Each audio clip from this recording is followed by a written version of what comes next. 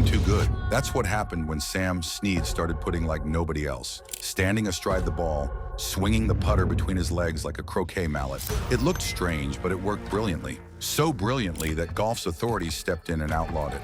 Why? Because Sam Snead was simply too effective with it. This wasn't just any golfer they were silencing.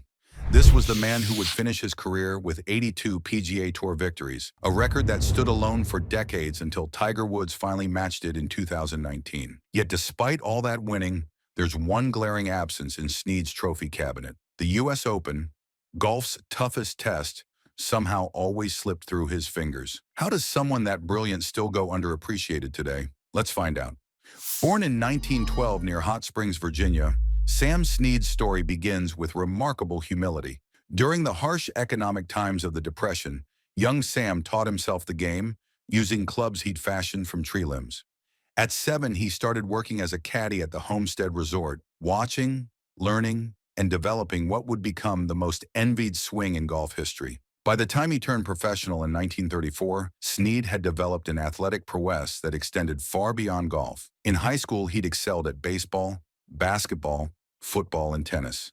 A natural athlete whose fluid movement would translate perfectly to his golf swing. If you've never seen footage of Sam Snead in motion, you're missing one of sport's most beautiful sights. Golf writers and pros alike have called it perfect, a smooth, powerful coil and release that generated tremendous distance with seemingly effortless grace. As the old saying went, it was a swing so sweet you could pour it on pancakes. Those 82 PGA Tour wins put him in rarefied air, tied only with Tiger Woods at the pinnacle of professional golf. His 7 major championships include 3 Masters victories, 3 PGA championships, and 1 Open championship.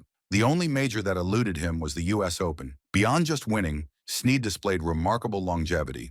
At 52, he became the oldest player ever to win a PGA Tour event. In 1979, he shot 67 in a tour event at age 67, becoming the first player to shoot his age in competition. Even into his 60s, he remained competitive at the highest level, finishing tied for 3rd at the 1974 PGA Championship when he was 62 years old.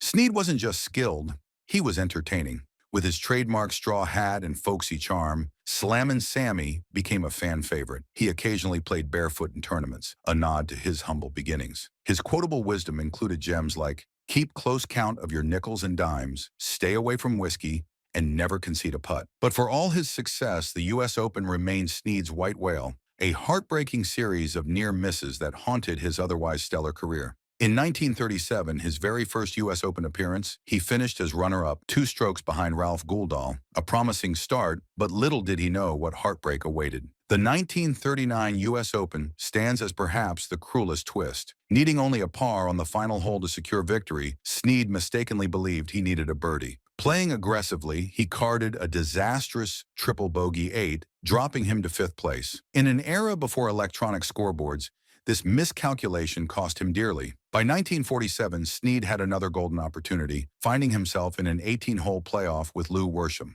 The contest came down to the final hole, where Snead missed a short 30-inch putt that would have extended the playoff. He later identified this missed putt as his single biggest regret in his storied career. In 1949, history repeated itself cruelly. Needing just 2 pairs on the final 2 holes to force a playoff, Snead took 3 shots to hole out from just off the 17th green. Once again, the trophy slipped away. His 4th and final runner-up finish came in 1953 behind Ben Hogan. 4 times a bridesmaid, never the bride at America's national championship. Yet these setbacks weren't evidence of weakness.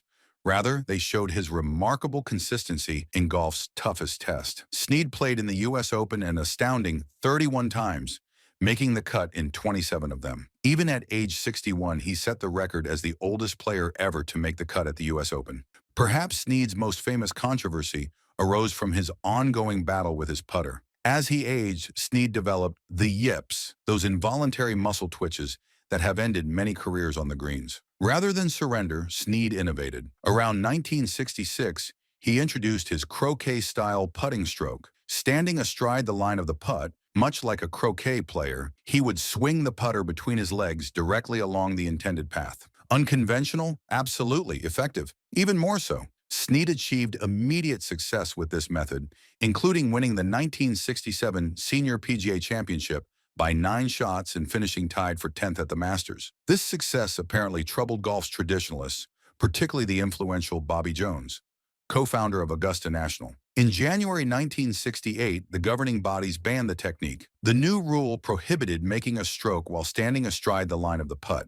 Some joke that the method was banned precisely because Snead was too effective with it, a backhanded compliment to his adaptability and ingenuity. Did Snead throw in the towel? Hardly. He simply adjusted again, transitioning to a side saddle putting style, facing the hole directly with the ball positioned to his left. Using this modified approach, he remained competitive well into his 60s, as evidenced by his remarkable third-place finish at the 1974 PGA Championship. Another fascinating chapter in Snead's career came in 1950, statistically his greatest season. He won an incredible 11 tournaments and set a PGA Tour scoring average record of 69.23 strokes per round that would stand unbroken for half a century. He also led the money list that year. Yet remarkably, the Player of the Year award went to Ben Hogan, who won just one tournament, the U.S. Open at Marion. Hogan's victory was certainly impressive, coming after his near-fatal car accident in 1949. But Snead's dominance throughout the entire season left many feeling he deserved the recognition.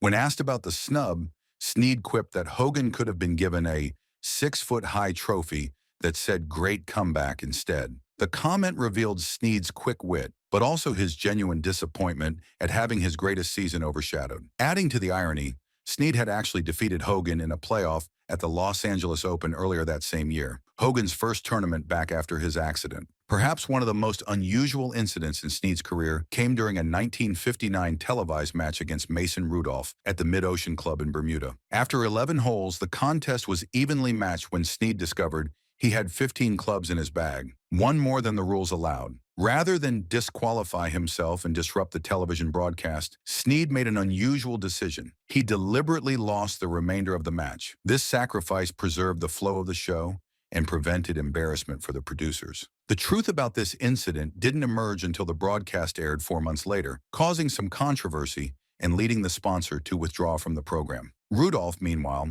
was named that year's PGA Tour Rookie of the Year, completely unaware of the circumstances that contributed to his victory over the legendary Snead. As Snead's career entered its twilight, his connection to the game remained strong. From 1984 until 2002, he served as an honorary starter at the Masters tournament, a role that highlighted his enduring importance to the sport. In his final appearance in this role in 2002, his ceremonial tee shot struck a spectator, Phil Harrison, between the eyes. True to form, Snead quipped, "I got it off the ground." Snead passed away on May 23, 2002, just 4 days shy of his 90th birthday, from complications following a series of strokes. But his legacy lives on in every fluid golf swing, in every long career athlete, and in every innovator who dares to challenge convention.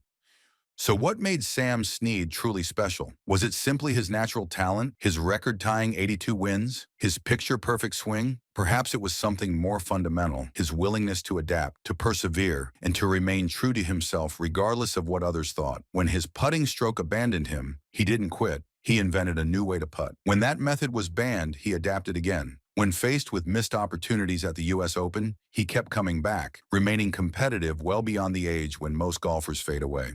Snead's legacy isn't just in his statistics, impressive though they are, it's in how he changed the perception of what a golfer could be: athletic, long-hitting, charismatic, and durable. Before Snead, the image of a golfer was often of a technically proficient but physically unimposing figure. After him, the door was opened for athletic powerhouses who could combine distance with finesse. His influence continues today in modern players who prioritize athleticism, longevity, and personal flair. Every time you see a golfer playing well into their 50s, remember Sam Snead. Every time you witness a perfectly fluid swing that generates surprising power, if you think golf's modern era is wild, it's because players like Snead made it possible. He didn't just play the game, he expanded our understanding of what the game could be. Sam Snead changed golf forever, not by following traditions, but by being unapologetically himself. Folksy, athletic, innovative, and utterly brilliant with a golf club in his hands. His enduring gift to the sport wasn't just 82 victories, but the permission for future generations to find their own path to greatness, even if it looks nothing like what came before. Like, subscribe, and drop a comment. What's your favorite Sam Snead moment?